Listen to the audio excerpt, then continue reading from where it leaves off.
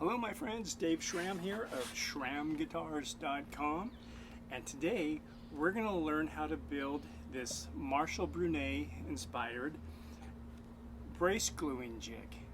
Let's go check it out. Okay, so here we have two boards that are about 30 inches in length by 2.5 in width and 1 3/4 inches. So it's a 3/4 inch Baltic birch plywood, both laminated together to create this big piece here. So what I've done, well, you can see my tree. What I've done is use this 25-foot radius here and put that on one of the blocks. This is going to be the bottom block here. And what I'm going to do on this one is I'm going to make the convex 25-foot radius, which I haven't done yet on my template router here. And then what I'm going to do after I do the convex one is I'm going to cut it about, haven't decided yet, but probably about 1/2 inch. So this will be split, and the springs will go in between these two sections here. Be put that part of this clamp.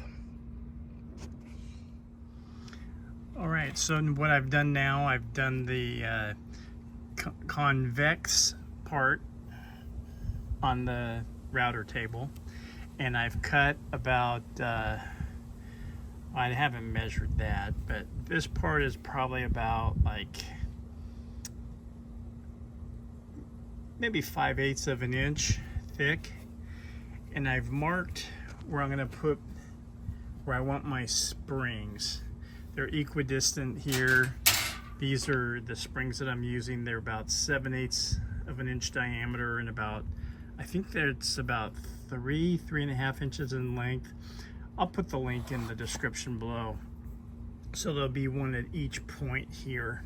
So now what I'm going to do is this is cut and marked, and I'm going to drill holes for the springs in each one of these halves so they line up.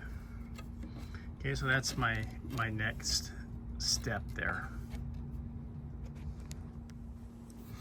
I'm going to be using my automatic center punch here to mark each one of these holes, or where I'm going to drill.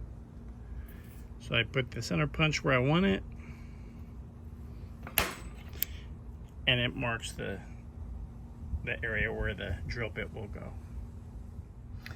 All right, I've now got my 7/8 inch bit chucked up. I'm going to drill the holes for the springs in this piece here, and it's going to fit the curve of the bottom piece, so that keeps it level.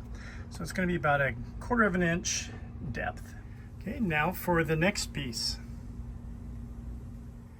All right, next I'm drilling these 1/4 inch holes all the way through the bottom piece, or actually it's going to be the top, the one that's going to be adding pressure. And then I'm going to cut some slots here. This will allow this piece to be a little bit more flexible to conform to the shape. So next I'm going to cut these holes, the slots. Okay, I've drilled the holes and made these slots. Then I beveled it with this triangular bit that will help when this has downward pressure to help conform to this curvature down here. Now the next thing that I did on the base here that has the radius, I've put the supports. These are about 11.5 inches long by 2.5 inches wide. I have a 5/16 inch bolt here with a wing nut, and this goes right through there. It's a carriage bolt.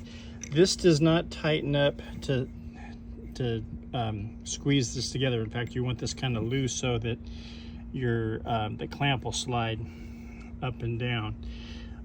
So in fact, you can adjust it by the wing nut here. So the wing nut is not to tighten this thing down really tight on there. So I've got that on both ends there. Now I should mention that when the clamp is all the way down in the jig, this part here is about, the 5/16 inch bolt is about 1.25 inches from the top here to the center line on each side. Then what I do, about 1/16 of an inch away from the edge, I do this 1/4 inch dowel pin in there, and it's just press fit. Don't have to glue it in. You can if you want. So I do one on that, and then I flip this over, and I got another one right there. That's so that this part doesn't slide around when it's in position here. Okay. Next, you're gonna have to make some wedges. And these wedges are going to slide in here, which are going to create the downward clamping pressure. So you need 2 of those, one for each side here. And next up, I'm going to show you this with a mock-up of gluing this back center strip on. Okay, let's see how this jig works. So I got the clamp. This goes up and down. The bolts act as the stop. Got my wedges that will go in here, add the push down pressure. So what you're going to do, here's the back reinforcement strip. Pretend that we've glued this on. We lift this up, put it in the jig, center it. This comes down. One wedge in and the other. And you just push it down like that. And now you can get in there and clean up the joint. I don't know how you can see that. But as I look at it, it's got a nice even pressure on everything there. Okay, so there we go. So I'd like to thank Marshall Brune.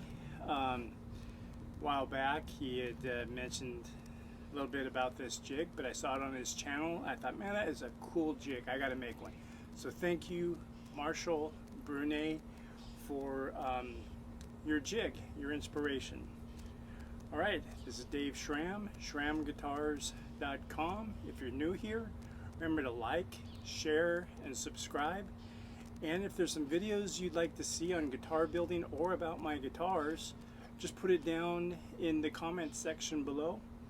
I will also put links to the springs that I used on this. So everyone, have a great day, and I'll see you next time. Bye.